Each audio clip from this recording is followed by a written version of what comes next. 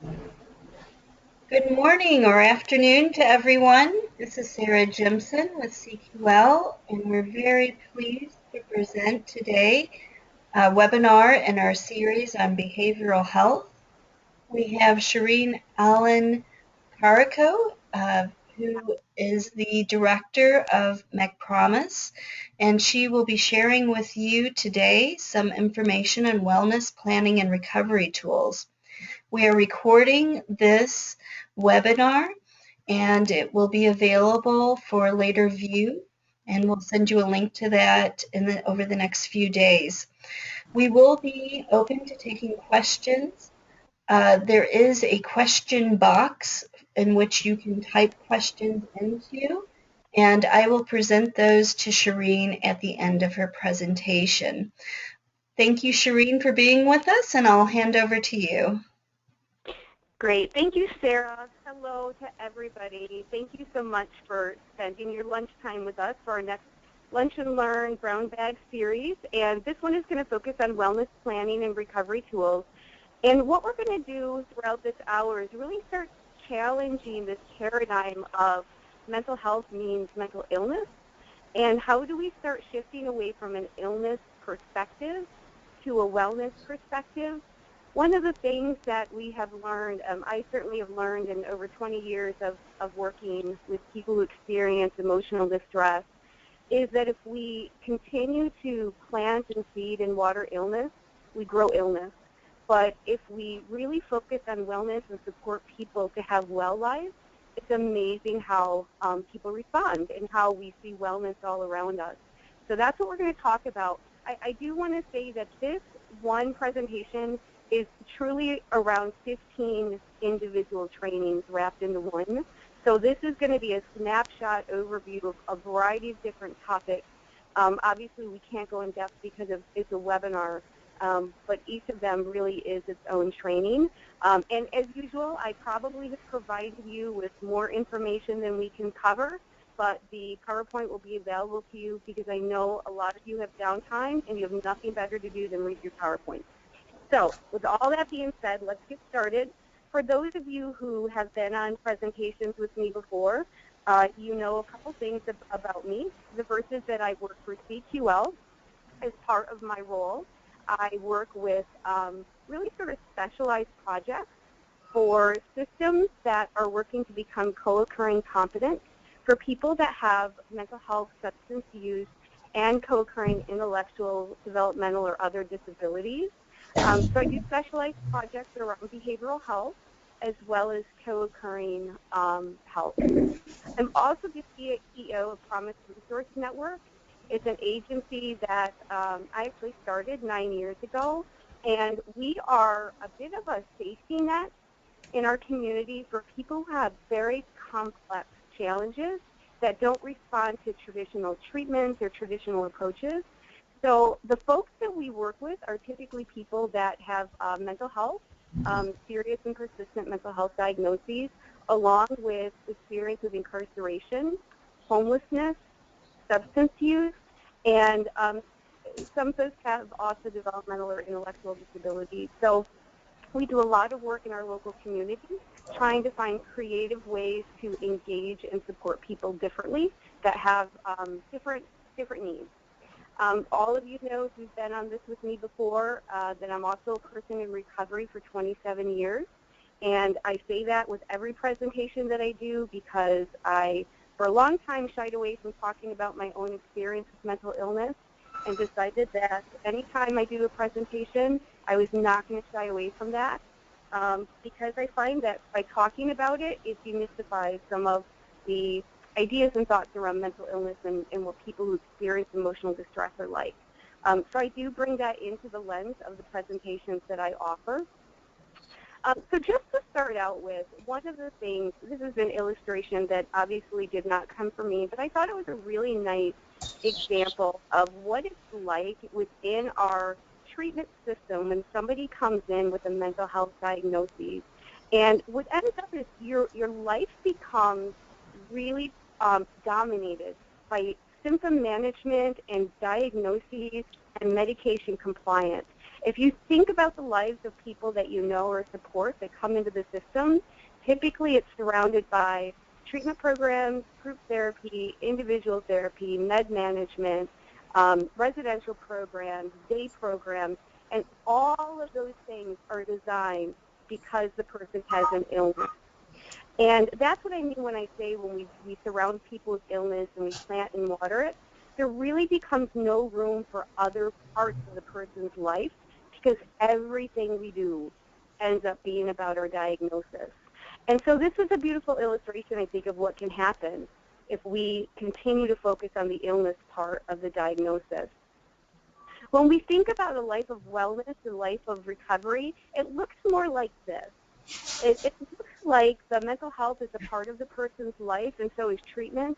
But all of these other aspects of my life, having healthy relationships and connections with family, going back to work, having a spiritual life, having opportunities to challenge myself educationally, it really is a much more even way of living your life. And so it's not that the symptoms and the diagnoses aren't a part of it. It's just like with any other diagnosis, such as diabetes or cancer, you're not living your life only about that diagnosis. You're living your life, and then you're finding ways to deal with the symptoms as they arise or the life circumstances as they come up. So it's just a good illustration. So in a typical illness environment, we focus on symptoms, diagnoses, medications, and illness. Can everybody maybe mute your own line, please? I think it's maybe *6 or #6, something like that. We're getting some background noise. Thank you. So from illness, the illness paradigm focuses on basically from the chin up. It's all about your head, it's all about your brain, it's all about your emotions. A wellness paradigm recognizes that we have bodies underneath our chins. Like there's all this other stuff that encompasses our life, and that we have to focus on the person as a whole rather than just the brain part. So that's part of the shift that we're going to be talking about. Studies show that self-management of wellness actually does facilitate recovery, and it's no different from a person learning how to manage another issue like diabetes or high cholesterol, as I said earlier.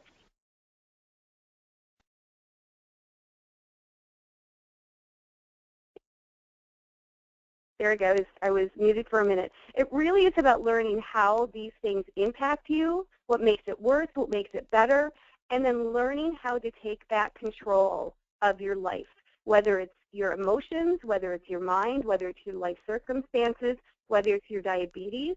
Nobody else is going to be able to make it better, control it, or get rid of it. You have to learn how to live with it.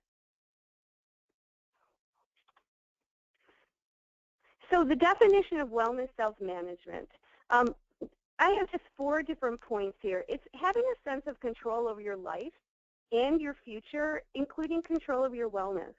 So instead of being a passive recipient of services, it's about being active in your life. We tell people, our peers that experience emotional distress, nobody can do your recovery for you. You have to do the heavy lifting. And it's not easy, and it's not simple, and it's hard work, but it's your life. And you can do this. We're just here to provide you with support. So that's what that's about. It's learning and practicing ways to respond to life challenges. And responding to life challenges in a way where it doesn't just take away and deteriorate your life to the point where you're going to jail, or you're homeless, or you're being involuntarily committed, or going into a hospital.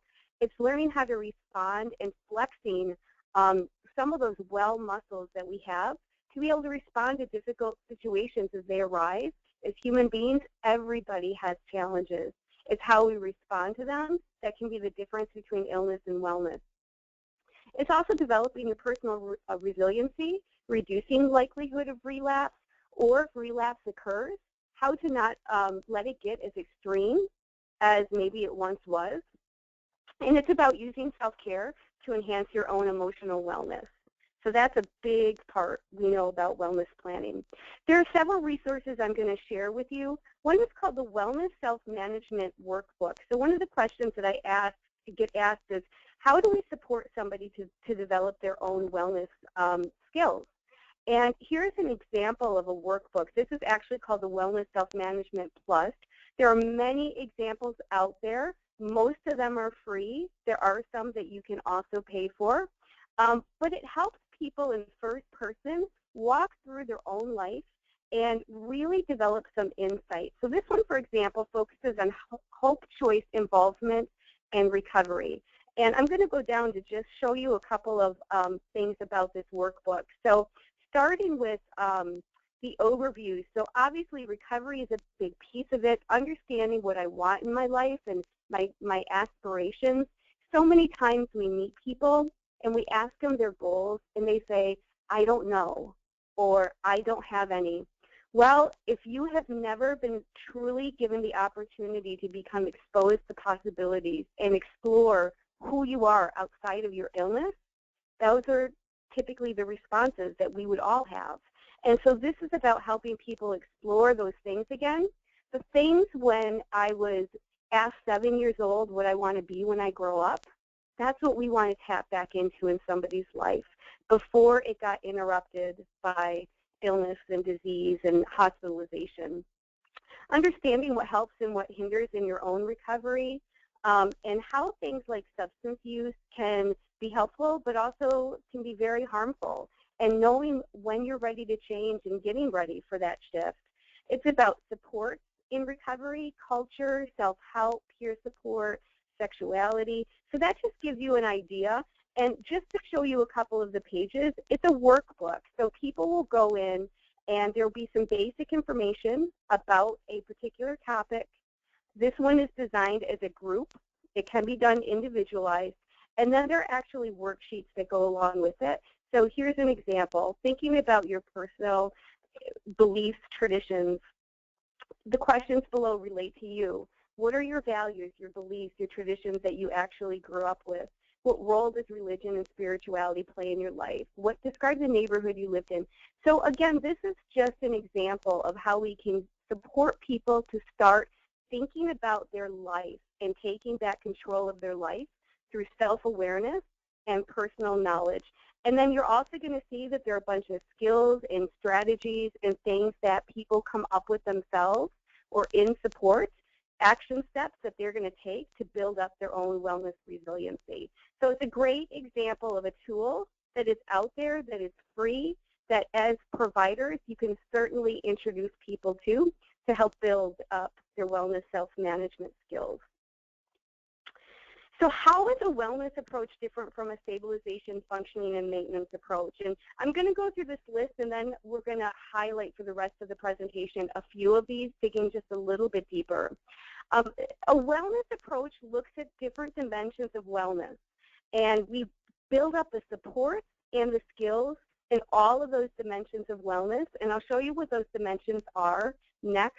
So the focus is not simply on symptom reduction, it's not on stabilization, and it's not on maintenance. It's not on medication. It's about the whole person and their health and wellness. It actually goes beyond being person-centered. People are surprised when I talk about this, when I go around the country. I actually am not a fan of the person-centered approach. There are elements of it that I think are really helpful, but we actually need to go a step further and go to person-driven or person-directed. It is very different to be person-centered than it is to be person-driven. Two very different things. And the biggest difference is where the power lies. In a person-centered approach, the power lies within the team. In the person-driven approach, the power lies within the person. And we will talk about that a little bit more. The next one, obviously, the power lies with the person. And real power is based on information. It's based on knowledge, it's based on exposure, and it's based on opportunity. So if a person really wants to be able to accomplish something in their life, we look back and say, do they have the support, the skills, and the information?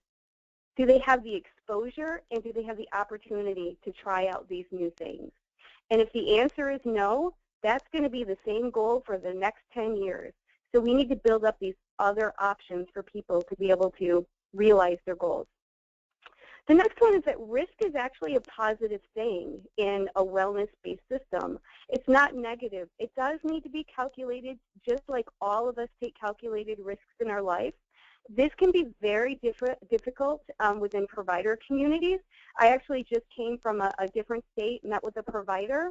They want to support people with co-occurring mental health, substance use, and developmental disabilities that are coming out of state hospitals.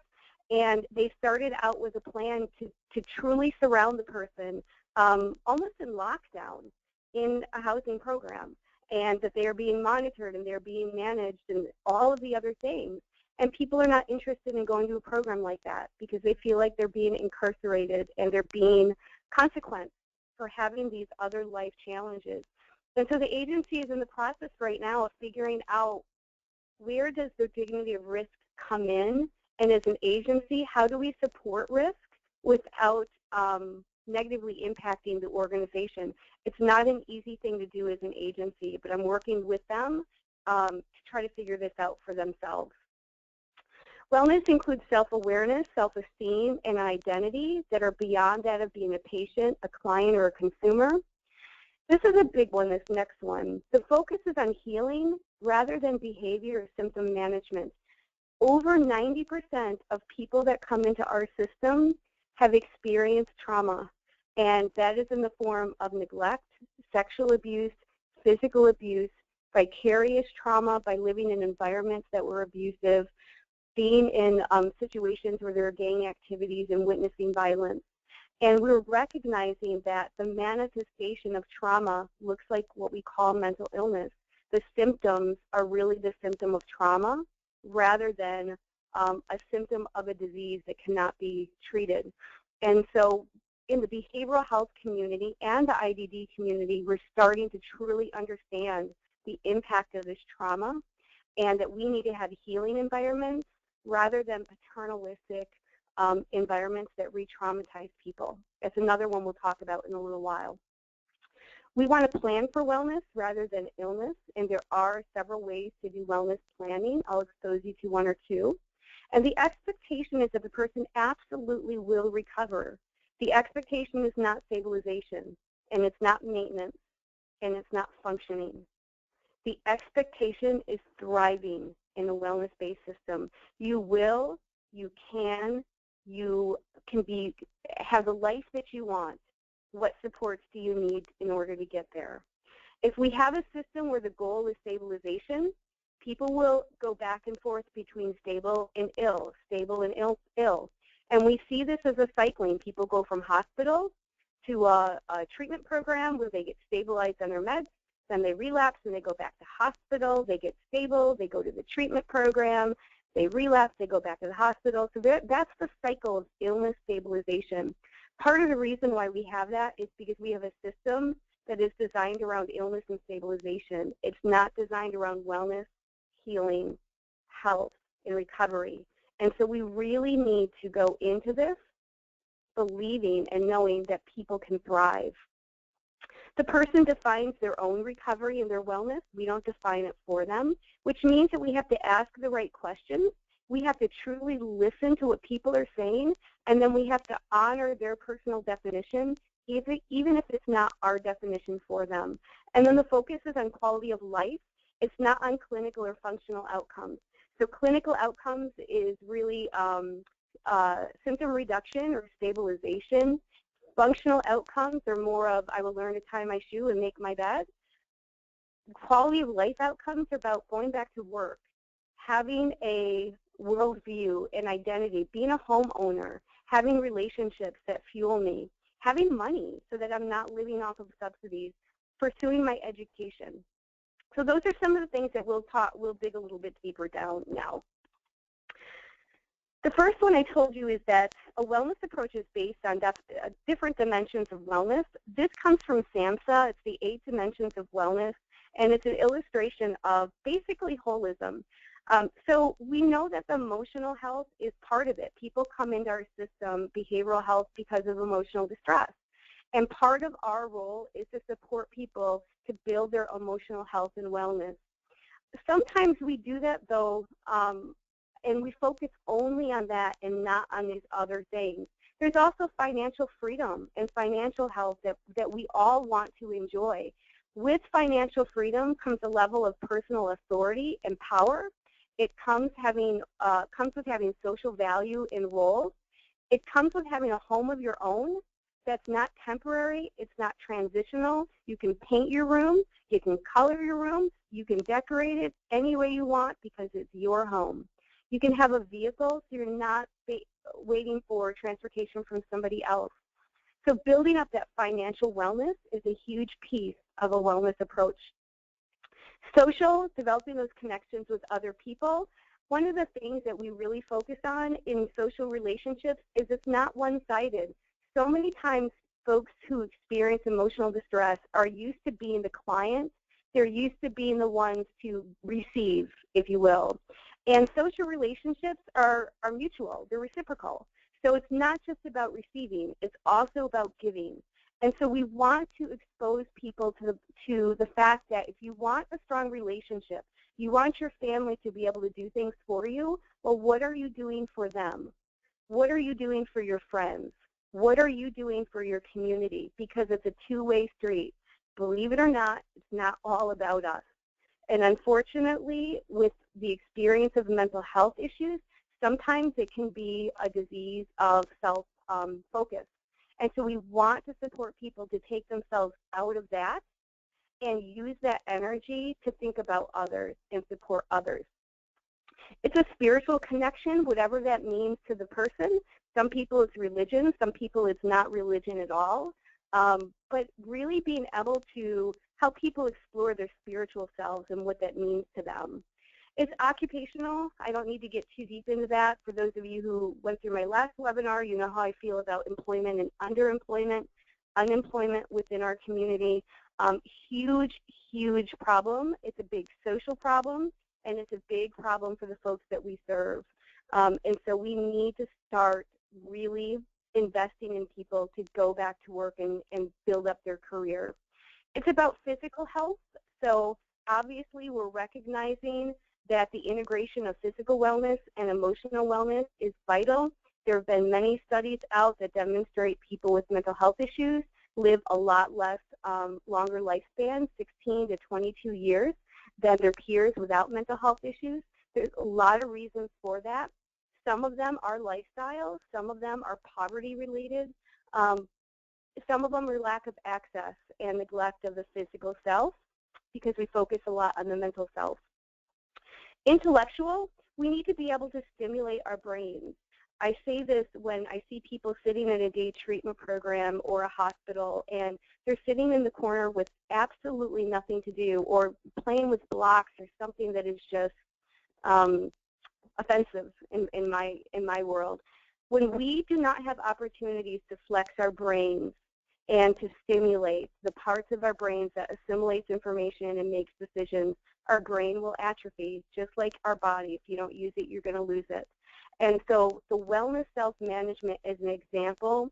What it does is stimulate intellectual capacities. It helps to build up the brain muscle again so that the person can start making decisions and think for themselves and be able to weigh pros and cons and things like that.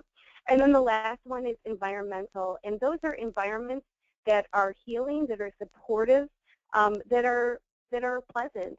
And so if somebody has a home that is in an unsafe neighborhood, their environmental wellness is going to be significantly impacted. Or they're going to day programs or treatment programs that are not pleasant, that are not stimulating, that are paternalistic. This environmental wellness is going to be significantly impacted. So recovery versus stabilization, I showed you this last time. For those of you who weren't there, I just want to give you a context. In a stabilization, a medical and maintenance model, an illness-based system, this is what it looks like. We believe that a person starts at baseline, something happens in their life, they decompensate. We even use the word decompensate. And then our goal is to get them back to baseline and to be able to maintain or function. The problem with that is that the focus is really on symptoms. The primary intervention is medication. And It's about having low stress in order to stay stable. So this is a very risk-averse model. Don't go back to work if it's too stressful and you might decompensate is an example of the messages that are shared in this type of approach.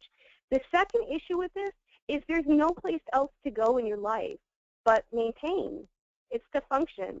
And when something happens in my life, I go back to illness, and then I stabilize, and then I go back to illness. So that's that cycle that I was telling you about. And part of the reason why is because in this approach, the best that we believe people can do is to function and maintain and get them back to baseline. A recovery approach is very, very different.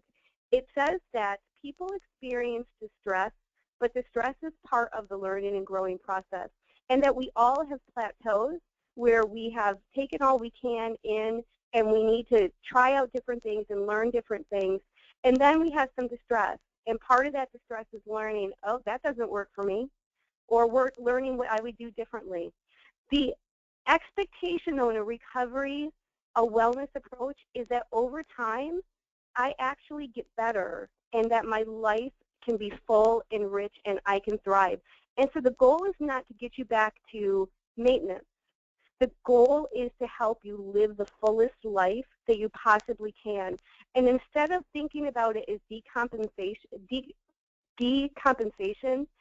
the focus is on what have we learned from this? What have you learned from it? What do you want to take with you? And how is life going to be different next time? How are we going to respond differently? How are you going to respond differently? And how are you going to get to where you want to be? What can we support you with to get there? The concern in this area is really the person. So it's not as much on the distress situation or the diagnoses or the relapse. It's really about the learning and the growth and in all areas of the person's life. So here's a strategy. How do we support wellness? One way is really through this idea of dignity of risk. Now, you all know this. I'm not sharing anything new with you, but hopefully at the end of this section, I will be sharing something that many of you have not heard of before. We know that enabling is doing for people, and we also know that there are times where we need to do for people because they cannot do for themselves. They're in such a situation with themselves emotionally or physically that they're just not at that place yet. That was my situation when I was first diagnosed. I was so physically weak from a bad eating disorder that really started depleting my body that people literally had to pick me up and carry me to the bathroom. They had to enable me until I build up my strength so that I could be empowered and take personal accountability. Empowerment is facilitating all those internal powers. It's building that confidence. It's building that voice so that people can gain more control over their life. And ultimately, we're talking about personal accountability, that I take responsibility for my attitude, my behavior, my response, my reactions, my decisions. It's all about self-initiation and self-reliance, and reliance on others when it makes sense to do so, but not reliance on others to make all my decisions for me. Empowerment is facilitated by external factors. So we know that as service providers, we can really support empowerment, but it's something that really has to come from the inside out. It's fostered through knowledge and self-confidence and meaningful choices. So I emphasize the word meaningful. Not choices that we predetermine for people are meaningful, but choices that they identify are meaningful. It also takes courage and a willingness to take risks and use one's own voice. This is a big reason why people stay stuck, is that fear. It's the fear that we have if they take a risk, but it's a fear that they have about taking a risk and failing, or taking a risk and succeeding. Empowerment is about taking responsibility to develop your own future, work to reach towards those goals, make decisions, self-care, but it also means accepting the consequences of the decisions that you do make. Dignity of risk is really about the satisfaction of engaging in opportunities and new challenges that entail an element of risk. Now, of course, there is a whole training that I do just on dignity of risk and how we, those people, those of us who are not diagnosed, take risks every single day Some of them are big, some of them are little, but risk is a part of the human experience. And unfortunately, when somebody comes into our system, we often become so risk averse that and it's coming from a good place of fear, but we want to prevent people from potentially failing, from potentially dealing with the emotional consequences of a failure. So we try to protect them by removing all risk from their lives.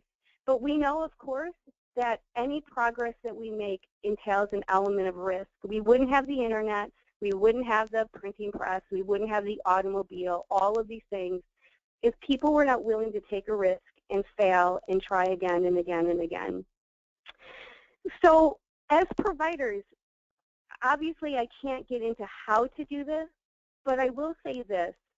It can be very, very scary to encourage people to take risks and do things that they absolutely may fail at. It's challenging to see somebody experiencing emotional discomfort and potentially negative consequences. We do have a responsibility for safety. However, safety is not synonymous with shielding or preventing somebody from experiencing risk or making mistakes. And so it becomes this convoluted version of our role as service providers that we need to wrap people in bubble wrap, bring them to their next appointment, hand them their meds in their mouth, make sure that they're not throwing it away, and having absolutely zero possibility for risk in their lives. It's also difficult for people who experience emotional distress to take a stand against the provider, especially because often the power is very unbalanced, and it can be very unintentionally or intentionally created because of the relationship. So the risk of failure can be disappointing. It can be fear of rejection. It could also be fear of providers discharging me or me not having access to my services. So it's just easier for me to go along, follow the rules, and not take any risks. This is a visual. So when we think about dignity of risk and how to balance it, option number one is where the provider has all the power and the person has very little power. We see this a lot in our system. That obviously is not a balance of dignity of risk. Option number two is the opposite, is where the person has all the power and the provider can do the whole, well, you're an adult, you make your decisions, you deal with the consequences, go for it. That's not what we're talking about with balancing dignity of risk either. We're actually talking more of a balanced approach. What the provider has is knowledge and experience and information that can help me to make an informed decision. What the person has is expertise in themselves, and you bring both of those together. It's called shared decision making. You bring them both together when you're balancing risk to support the person to make a decision that makes sense for them, but also provide some safety nets and planning for the risk that they're going to take. This is the part that may be new to you. I absolutely love this concept. It's from Pat Deegan, who is a very strong wellness and recovery champion, and she wrote an article that says when help isn't help if it's not helpful. Help that is not helpful can actually do harm. And so we use this a lot when help is not helpful. Part of the issue is a provider community, we have been taught a very, very narrow definition of what help means. And unfortunately, our definition of how to help a person is not necessarily perceived by them as helpful. So as much as we try to help, if they don't experience it as helpful, we're going to get the resistance and constantly be in this tug and pull with people. We must dare to talk about help because power, including the power to oppress, often disguises itself as help. Power disguised as help is used to silence people with disabilities. Paulo Freire, 1989, says that oppressive power submerges the consciousness of the oppressed into a culture of silence. Toxic help oppresses and silences people with disabilities. So if we look at it on a trajectory, this is how I think about it. There is a continuum of help. On one end is neglectful help. That's the type of help where the person has all the power, and they say, I'm going to do X. And we know that it's very, very risky, and it could end up in some really bad situations for that person. And yet we turn around and say, you know what? Do what you want. You're an adult. You're a grown-up. Go for it, but you accept the consequences. Part of the problem with neglectful help is there is a reason why the person is receiving services. If they could just completely do it on their own, they wouldn't be receiving services. We have a responsibility and a role to support people in meaningful ways that they find helpful. And neglectful help is about taking a hands-off approach. On the other end is toxic help. Toxic help is when we overdo for people or we prevent them from making choices and decisions. Toxic help is coercion, threatening people. Toxic help is overpowering them, using our personal power to be paternalistic and to prevent people from living their lives. Obviously, toxic help is also not helpful, but a lot of the help that we have learned to provide can really go in the direction of toxic help. We're looking again for a balance. We live in the gray, and it's not an easy thing. Here are some examples. This comes from Dave Hinsberger, which some of you actually may know him and know of his trainings and his resources, but he has this great, easy-read book called Power Tools, and it's written from the perspective of the IDD system and how we intentionally or unintentionally use authority and power to prevent people from living their lives. And so I just put a couple of these examples down, and I ask people, you decide, is this helpful or is this harmful? Is this neglectful help? Is it toxic help, or is it truly helpful to people? So Hank says, put those cookies back. And Susan says, but Hank says, Susan, come on now. We don't have time for that sort of thing. We got to get back to the group home. And Susan says, but Hank says, there are no buts about it. Put the cookies back. And Susan says, but I like these. You know that the doctor said you're getting fat. I said to put the cookies back. Helpful, harmful, toxic help, neglectful help. Probably very well-meaning. My suspicion is that Susan does not view that as helpful in any way, shape, or form. Here's another example. A woman told that she can't watch her soap opera tapes until she has done her exercise program, picks up a table lamp, smashes it on the floor. The staff drags her kicking and screaming to time out. The staff restrains her, gives her a shot to, quote unquote, calm her down. She's told that she's going to spend the rest of the night in her room calming down. It's 4:30 in the afternoon. Helpful? Harmful? Would you accept this as a part of your life, especially when you're paying that staff to be there? Toxic help comes in a lot of different forms. Exploitation of people, threats and coercion. We see this a lot in the behavioral health system. If you don't take your meds, you're going to go to the hospital. If you don't follow the rules of your treatment program, you're going to get kicked out of your housing. If you don't, this will happen. That's threatening and it's coercion. Forced treatment, which I'll talk about in a minute. So this is when we have somebody involuntarily committed or other versions of forced treatment. Overuse of medications and sedation, also underuse of medication and sedation. Restraints and seclusion. Aversive conditioning, lack of privacy and humiliation.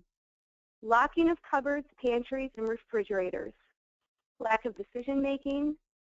Options that are important to the person. Behavior plans that are aimed at controlling behavior. Diet restrictions and other restrictions. Monitoring and managing sleep times. Withholding, in general, money, food, possessions. Preventing intimate relationships. All of these are examples that we have maybe been taught in different times are actually helpful, that they're part of our treatment tools.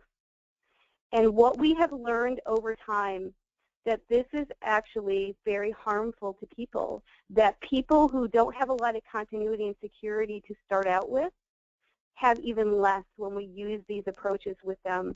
The people that don't feel a lot of power and control get minimized to not having a voice anymore.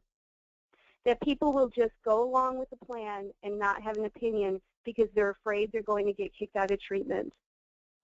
I'll give you an example from something that actually happened yesterday.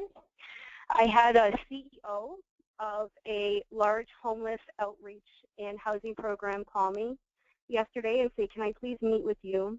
And I met with her and she said, you know, first of all, Cherene, damn you, you're in my head. You need to get out of my head because we have a situation. I heard your voice in my head and now I'm confused. I don't know what to do. And this is the scenario that she set up.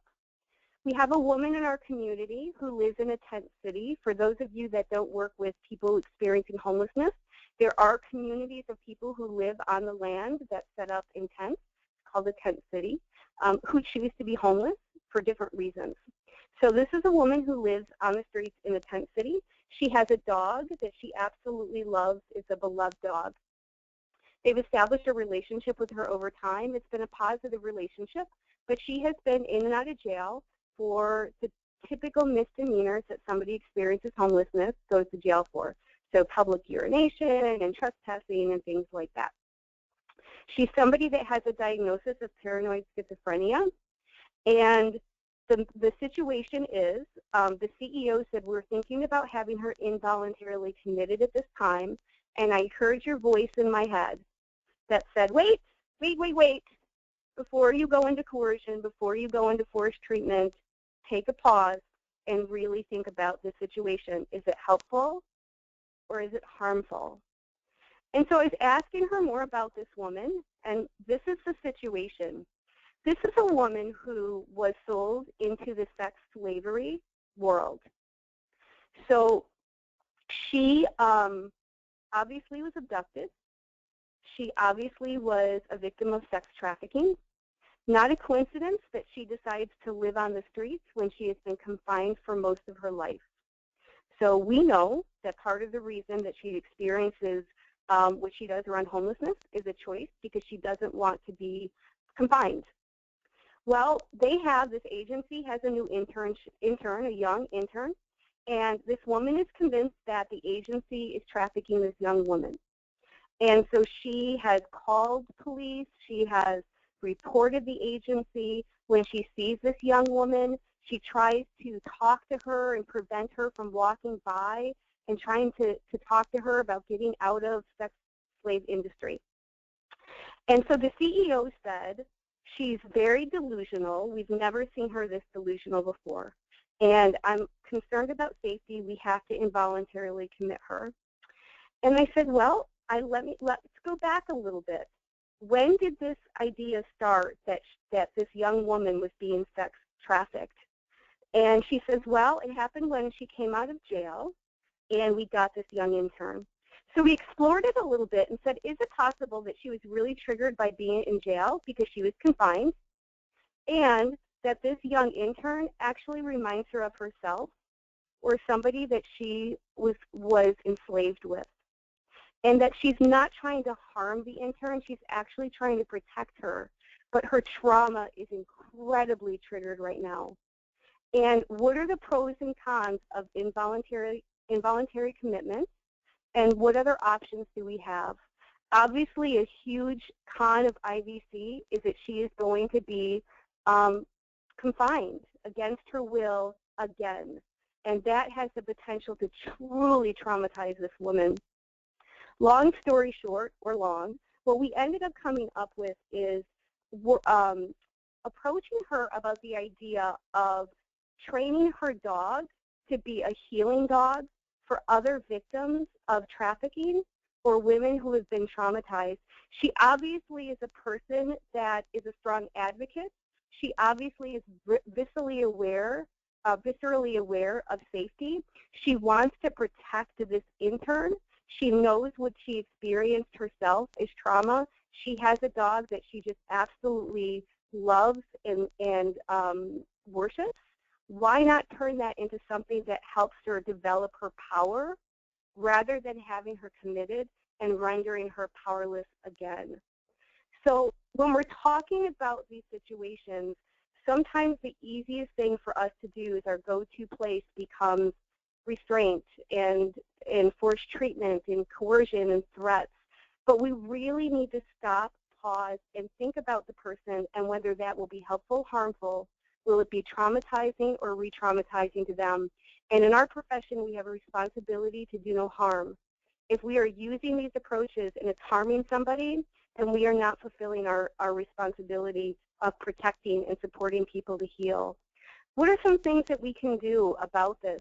Well, first of all, the truth of the matter is that we do have a power differential. We have a badge, we have a title, we have a salary. Even if we intentionally try not to use it, it exists. People that we work with know that we have the power. Most people don't realize that they have power, and most people don't realize that they unknowingly abuse it. Those who do this work are often the most powerful person in the lives of the people they serve, and the most powerless person in the helping organization for which they work. Tell me that's not an interesting quote. We need to create awareness of this dynamic of utilizing professional power over people. There is something, I'm going to just show it to you, and again we can make it available to you, called the Power and Control Wheel, People with Disabilities and Their Caregivers. Caregivers are not just providers, they're family members, they're anybody who provides support to people. And you're going to see that there is a wheel and examples in this wheel of ways people unintentionally or unknowingly misuse power to be able to control the people that they're working with, and ultimately truly harming people and traumatizing them. So it's everything from coercion and threats and intimidation to more obvious sexual abuse and emotional abuse, economic abuse, privilege of caregivers, isolation, minimizing, justifying, and blaming the person, withholding, misusing. So all of these are in there, and I'll make sure that you can get there. As an agency, you can do an entire training just on this wheel and how we intentionally, unintentionally, obviously, and subtly maybe misusing power in our roles. In order to support wellness, we have to really make sure that the power is the person's, it's not ours. Understanding our role, we have power over those we say we serve. It's funny that we say we are in it for those in our care. We say everything we do for them. We use the word serve like a waiter would use the word. A waiter knows his job, his obligations, and for whom he works. But when we use the word serve, I don't think we often think of people with disabilities as our employers. We think of them as our raw ore, the skills we teach as our product, the behaviors we suppress as quality control. Their need gives us power. Their vulnerability gives us control. Their disability gives us our reason. Okay, I'm going to move on. You guys absolutely get the point. I do want to go through this poem because it's just one of those poems that's very powerful. It's called The Other Side of the Desk. Have you ever thought just a wee little bit of how it seemed to be a misfit and how you would feel if you had to sit on the other side of the desk? Have you ever looked at the man who seemed a bum as he sat before you nervous, dumb, and thought of the courage it took him to come to the other side of the desk? Have you thought to yourself of his dreams that went astray, of the hard, real facts of his everyday, of the things in his life that make him stay on the other side of the desk? Have you thought to yourself, it could be I if the good things in life had passed me by, and maybe I'd bluster, and maybe I'd lie from the other side of the desk? Did you make him feel he was full of greed, make him ashamed of his race or his creed, or did you reach out to him in his time of need, to the other side of the desk? May God give us wisdom and lots of it, and much compassion and plenty of grit, so that we may be kinder to those who sit on the other side of the desk. So wellness is about recognizing that we are working with people who have been harmed, and that our role is to support them to heal, not to harm them more. Okay, let me do a couple more things and then I'll open it up for questions. One of the ways that we stay in an illness system is by labeling people rather than understanding them. I love this quote. To call someone lazy, unmotivated, or non-compliant is to admit that we don't understand them. When I hear words like non-compliant, treatment resistant, service resistant, frequent flyer, cutter, bipolar, schizo, I mean the words, the labels that we use in our system go on and on and on. And what I think of when I hear those labels is we have not done the real work to understand what that person is communicating, what they're experiencing, and how to truly support them. And so there's a whole training, and for those of you who work in the IDD system, you do a much better job of this than in the behavioral health world, of understanding that behavior is communication and it's always meant to get a need met. And the goal is not to change the behavior. The goal is to understand the need and to help the person get their needs met in as positive way as we can. And that the most common needs are the need for power and control over my life, over anything, the need for protection and preservation and avoidance, the need for attention and the need for acceptance. None of those are negative. They're all needs that we as people have. It's just a matter of supporting somebody to get those needs met in a way that actually feels good to them. This section is about moving from person-centered to person-directed. I'm not going to go through a lot of it, but just to say that there is an illustration of the difference between person-centered. The person is at the center of all of our opinions and all of our decisions. In person-directed, it truly is, let me show you this one. In person-directed, the person is actually the driver. And we have to explore them, all these things, who they are and what they want, and what happens if I don't even know what I want, and what do I need to support me, and do I truly believe in myself? Indicators that a system is not being person-centered. Here's some examples of goals. If I pick up a plan that says my goal is to have appropriate behavior, it's to listen to staff more, to be compliant, follow the rules of the group home or the day program, be treatment compliant, manage my outbursts, stop being sarcastic to staff, maintain psychiatric stability is evidenced by take my medication, shower daily. You guys get the point, and my guess is some of your agencies, you probably see goals like this. Obviously, that tells us that the person is not directing their own life and their own treatment. So you can read this at your leisure. There is a resource that I want to show you called Getting in the Driver's Seat of Your Treatment Plan, How to Prepare for Your Person-Centered Plan. It's a tool that when we ask how do we take that power and give it back to the person, this is one tool that can help with that. And let me just show you what it looks like. It's written in very easy to use language. It can actually be adapted depending on the needs of the person, their learning style and things like that. But it's walking them through what is a plan, what is a planning meeting, the point of it, their role in the meeting, other roles in the meeting, what they do before and after, understanding what your rights are, and who to contact. This should look familiar to some of you, so it's obviously circle of supporters, helping them fill out their own circle of support before they even go to the plan. And it walks people through developing goals, and it's very holistic, so it walks them through work and financial and physical health and relationships and all of those things. It's free. You can just Google it. And one of the things that people that work for your agency that can truly do to support somebody is go through this with them, take time with it, so when they walk into their plan, they're ready, and they know what they want, and they know what they need, and they know their goals, or at least they've explored it a bit and feel a little bit more comfortable in being able to express that with you as their support team. Okay, so we are going to open it up for questions. I'm just going to show you what the rest of this is. Symptom self-management, there are checklists out there. There's something called a Wellness Recovery Action Plan, which is an actual planning tool to plan for wellness. It's written by Mary Ellen Copeland.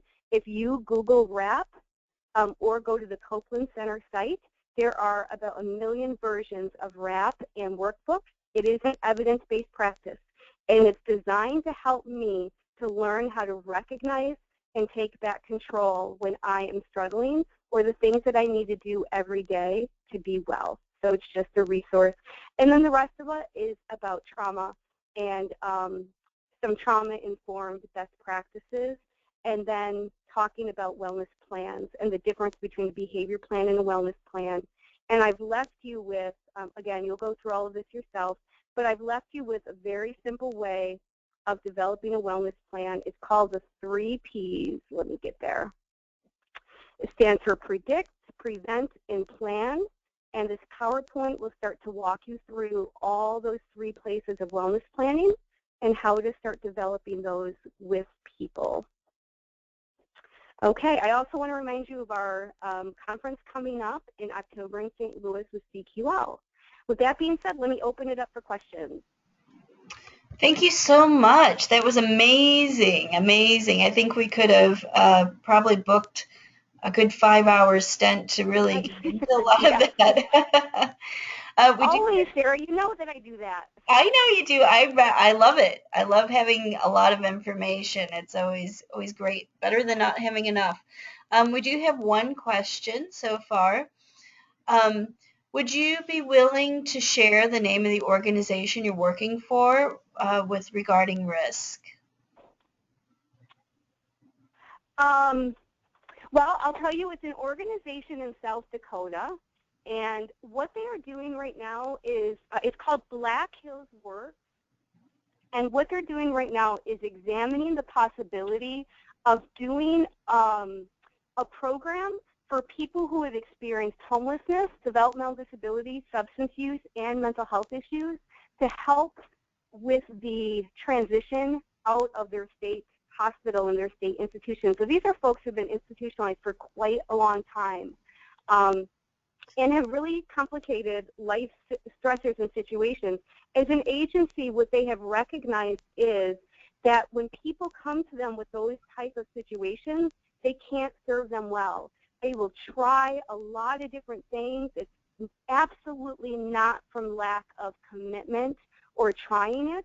They just are not designed to support people in ways to balance risky behavior without being so authoritarian that the person doesn't even have an option to engage in risky behavior. And what they've learned is the more overpowering or structured they become, the more risky the situations become. We know that, right? And so the result is that they end up in power struggles with people who will say basically up your nose, and they go out and do things that are even riskier, and then they have to go back to the state institution. So I applaud the agency because they're really wanting to examine what is needed, what is helpful for that portion of their community, and I'm working with them to help design it. Fantastic. And I think something I'm learning along the way, Cherene, is that a lot of state regulations actually keep people from exploring risk. You know, organizations, a lot of organizations are really open to it, but hesitate because of state regulations. And I think there's a huge role for organizations to advocate for the change, as well as really drawing together self-advocates groups. Fantastic. Oh, absolutely, Sarah. And, you know, I use the classic example, and if you're in one of these states, you know exactly who you are. But I've gone to states where they have, at the state level, a no hot dog serving requirement for people with developmental disabilities because somebody about 1 million years ago choked on a hot dog. And so all of a sudden it's written into requirements that a person with a developmental disability can't eat a hot dog. Mm-hmm. So we sort of laughed, this agency and I laughed and said, we're going to do a kickoff event that's all hot dogs all the time. I'd like to come to that event. Do we have any other questions from anyone who's been listening in? We will be posting this webinar on our website, so you can review it again. We will also email out a copy of the presentation so you can pore over it at your leisure. And if you find you have any other questions for Cherene, you know, you're always very helpful, Cherene, and I appreciate that about you. So you'll be available to answer further questions. Absolutely. Please don't hesitate. My email and contact information is on the presentation, and I get questions all the time. So please feel free. And for some of you, I think we're going to see you at the conference in St. Louis. Most certainly, most certainly. Well, our next webinar is the 7th of August, and we'll welcome you to take part in that as well. We'll be talking about the role of employment, I believe, or oops, Yep. We're actually going to be, yes, talking about the role of employment, and that is Wednesday, August 5th at the same time. So it'll be great to hear from you again, Cherene. I'll look forward to it. Thank you so much. Thank you, everybody. Have a great rest of your week. Thank you. All right. Bye-bye. Bye-bye.